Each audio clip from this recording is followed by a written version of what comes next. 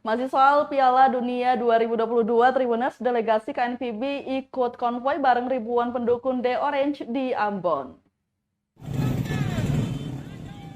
Delegasi Asosiasi Sepak Bola Kerajaan Belanda atau KNVB bersama ribuan pendukung merayakan kemenangan The Orange atas Qatar di jalanan pusat kota Ambon Rabu 30 November 2022 dini hari.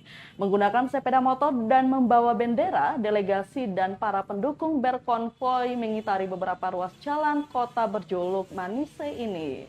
Di antaranya Tribuners, Jalan Patimura, Jalan Jenderal Ahmad Yani, Jalan Ian Pais, Jalan Sultan Hairun, dan Jalan Kopra.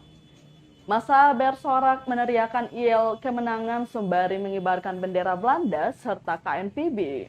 Di sejumlah titik, massa menyalakan smoke dome berwarna orange menambah ramai euforia kemenangan atas tim tuan rumah 2-0.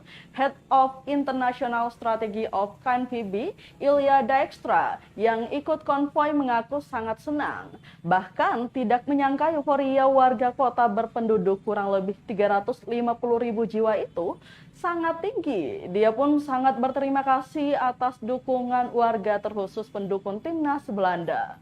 Tanya itu Tribuners, konvoi kemenangan berlangsung lancar dengan pengawalan aparat bersenjata lengkap hingga usia perayaan.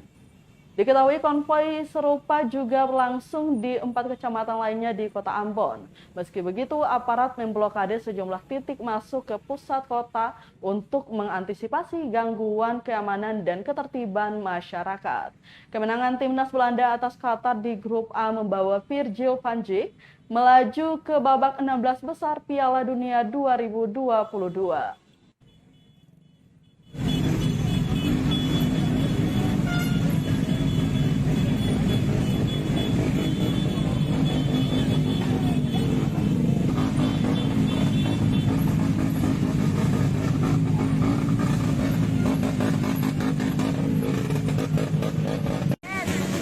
It's amazing! You see, I'm overwhelmed. I cannot believe what I'm seeing. It's amazing. Thank you, Ambon. Thank you.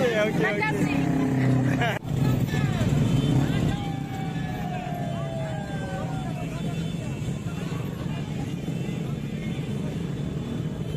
Terima kasih sudah nonton.